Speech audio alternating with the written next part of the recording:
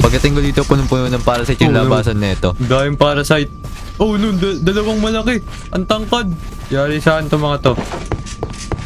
Hindi kayo dito. Oh no! Takbo! Wait lang, baka may nasa likod ko ah. Oh no! Lakas damage! Sige, panahan tayo. Patay. Doon habang pinapatay ko tong summoner nila, ito ang nangyari. Ay, yung kainaan niya. Yung kulay green. Oh! Takbo! Oh! Oh! Oh, gumagay siya. Nice. Doon lang. Naralis, gumagay siya. No! Takbo! Oh no! Takbo! Takbo, takbo, takbo. Bahala kayo dyan. Takbo! Ang baril ko. Saan na yun? Nice, na-stuck siya.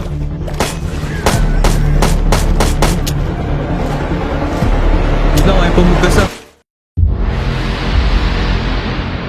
Ito, ang infected parasite human. And ngayon mismo, susubukan ko mag-survive ng 100 days dito sa post-apocalyptic infected forest. At ito, ang abandonadong research lab. Dito nag-mutate itong parasite virus na to hanggang sa makalabas dito sa research lab na umantong sa pagkalat ng virus sa mga tao, hayop, hanggang sa masala lumala. Ang kada 10 araw starting from day 10, day 20, and so on, may parasite invasion na magaganap, blood moon, fog, at iba pa. Kaya mamaya maglalakas loob akong pasukin itong abandonadong lab para pigilan itong virus na to.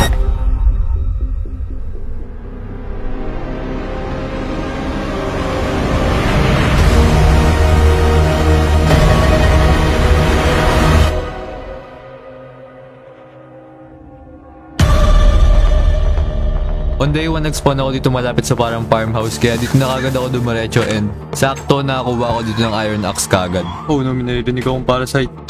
Oh no, nandun. So sinubukan kong labanan. Aray ko, ang lakas ng damage. Pinatay ko na and after nun, kinuha ko lang yung mga importanteng resources dito sa bahay tulad ng mga beetroot. Sa cabin naman may nakuha ko ditong hay bale kaya pinanggawa ko na kagad ng tinapay. Lumabas na ako dito sa bahay nito and may natanaw ako doon kakaiba. Oh no, may mga parasite. Kaya agad-agad kong pinuntahan para patayin tong mga parasite na to kasi the more na marami sila, the more nakakalat din yung virus. So, ito yung tatlo. Wait lang, malakas na damage yun eh. Anyway, madali ko naman napatay itong mga parasite na to dahil dito sa tubig. Then, nakita ko to. Oh no. Yun yung naglalabas ng parasite eh. So, pinatay ko na rin tong summoner ng mga parasite na to and nag-gather lang ako ng mga wood tsaka mga cobblestone blocks dito. On day 2, bumalik ulit ako dito sa woods para mag-gather ulit ng mga kahoy. But ngayon, ito ang nangyari. Uy, Gar, may ano? Oh no. Anong to ulo ng bili? Uy! Oh no, nakakatalon. Takbo! Takbo! Oh no! Takbo, takbo! Wait na, nalakas pa naman damage niyan. Ayoko muna dito. Ayun sila oh. Ayun yung ship oh. May infected ship. Oh no, may makaw din. Bumalik muna ulit ako dun sa bahay para kunin yung mga niluto kong iron dito. Then, gumawa ako ng iron helmet tsaka boots para paslangin yung mga parasite na nakita ko dito sa forest. Oh. Oh no. Yan, medyo 3 hit na ako. 4 heart na lang yung nababawa sa akin. Nice. Uy, Garan to. Garan, gulat ako. Ito yung mga parasite. Yung nasa katawan nila. After neto, habang pinapatay ko tong cow na to, ito ang nangyari. Dalawa yung kaw na nakita ko, diba? Yun ang baka may nasa likod ko kasi. Nice. Uy, Garan, explode! Ano yun?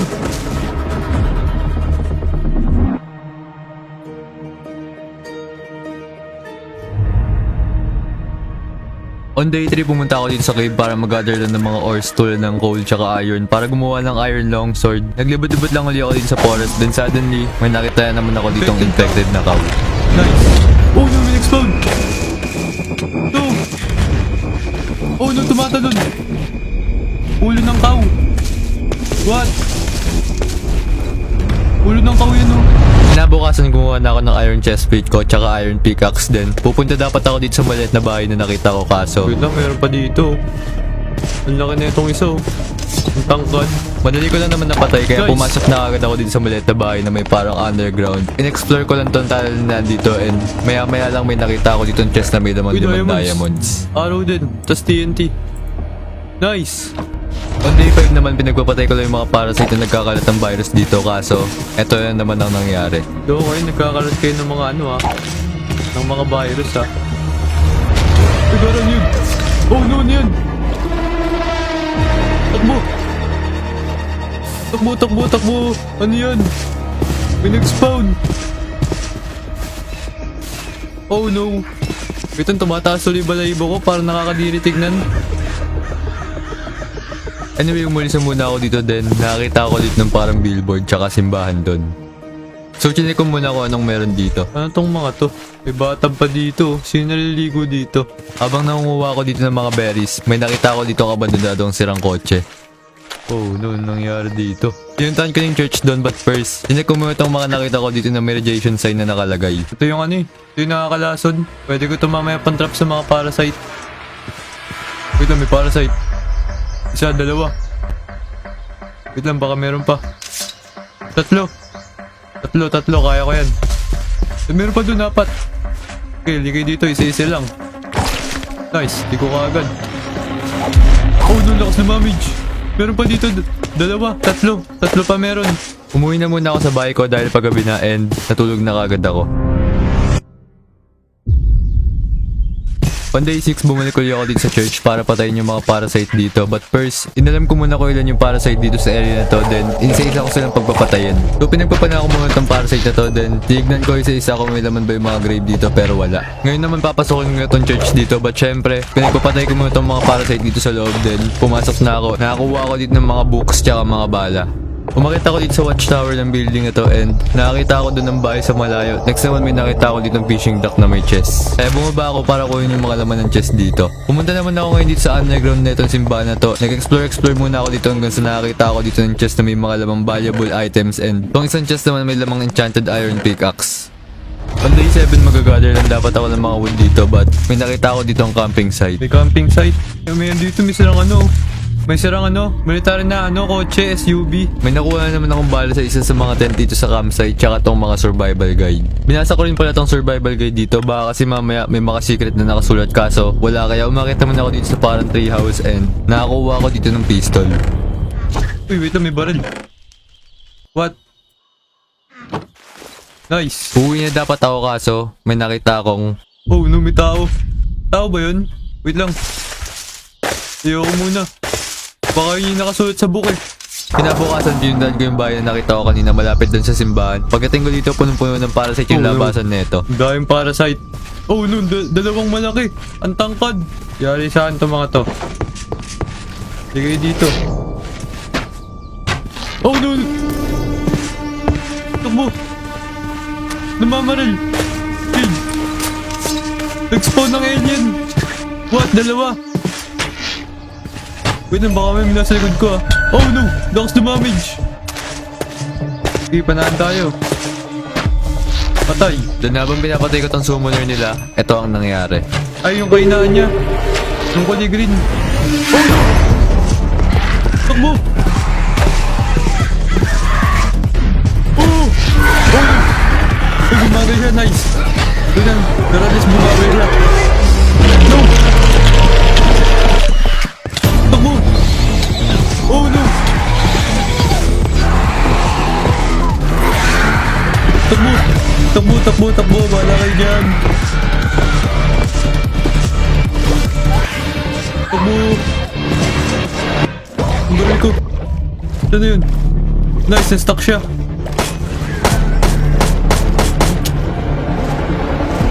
Wait lang, ayaw pa magkasa. On day 9, bumalik ako dun sa area na hinabol ako ng mutated na parasite para tignan ko nandun pa yung halimaw na yun. Nandito banda yun eh, oh. Yung parasite, yung parang alien. Dito ko inabol eh. Yung mga planks ko. Nawala. Nawala dito. Yun ang masama doon, nawala. Baka may pumunta dito sa forest. Nakakatakot na tuloy pumunta dito. Sana nag-despawn lang. Anyway, pinuntahan ko yung bahay na maraming parasite doon. But first, pinagpapatay ko ng mga parasite summoner dito. Then, after nun, tsaka ko pinatay itong mga infected kaya na lang. parasite dito. Nice. Pinasok ko na itong bahay na to and nakakuha ko dito ng pistol na may kasama ng bala tsaka magazine. Then, may nakita akong book and quill dito kaya binasa ko muna. After kong basahin itong libro na to, may nakita akong parang basement Ay, ito. dito. What? Mga spawn egg. Pumalik naman ako dito sa cabin ng bayan na to. Pinitay ko muna yung parasite dito and nakakuha ko ng mga bala sa furnace dito. Tsaka kinuha ko na rin pala yung mga heavy na nakastock dito. And ngayon mismo, dito na magaganap yung parasite invasion, fog at iba pa. Dahil ngayon, may mutation na magaganap na sa virus.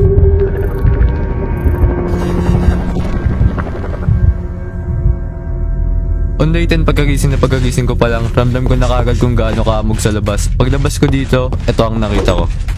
Oh no, may... Takbo! Gara, pagbukas ko pala ng pinto. May gagambang malaki, mutant. Oh no, takbo! Takbo! Mga mutant na parasite na mga lumilipad pa. No! No! Quartz!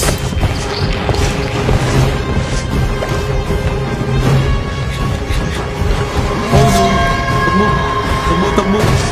Ba't ang daming parasite? Ang dami dito mga mutant to. Ito po! Hindi na lang. Oh no! Meron din dito! Takbo!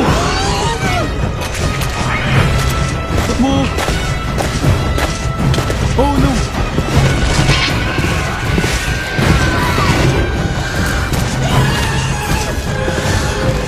Takbo!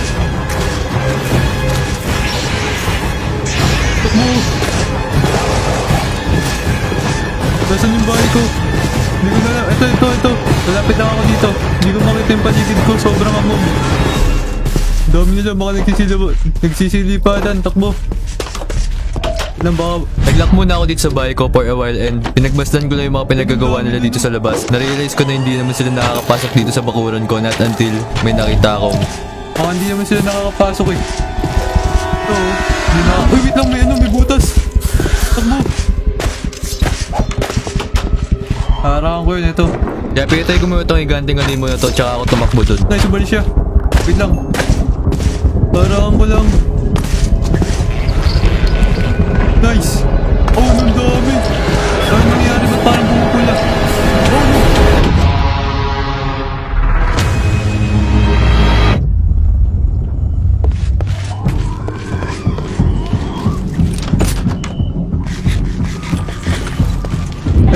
No. Naggabi na. Tinitignan ko lang kung ano nangyari. Bigla nagpuli ako, ano. Paggabi na pala yun. Natutulog na ako. Bahala kayo dyan. What? Hindi pwede matulog. Oh no, blood moon. Wala na akong nagawa dito kundi magkulong dito sa bahay ko and pagmasdan ko ano mga pinagagawa nila dito sa labas.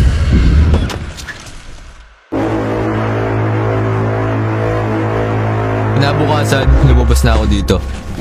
Umaga na, nice. Pinagpapatay ko muna yung mga parasite na dito then nakita ko to. Oh no, ano yun? Kaya umakita ko dito sa taas para mas makita ko ng maayos.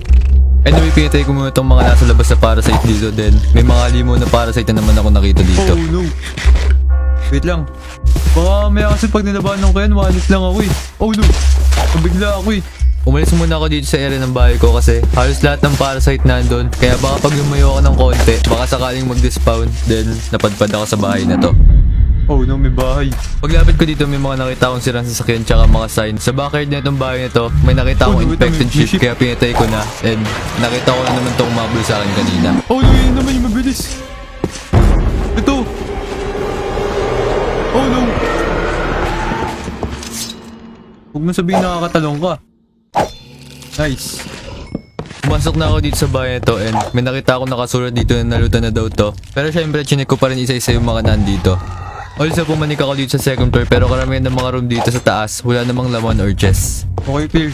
Clear itong second floor. Hindi, meron pa. Oh, ito, nandito. Nice.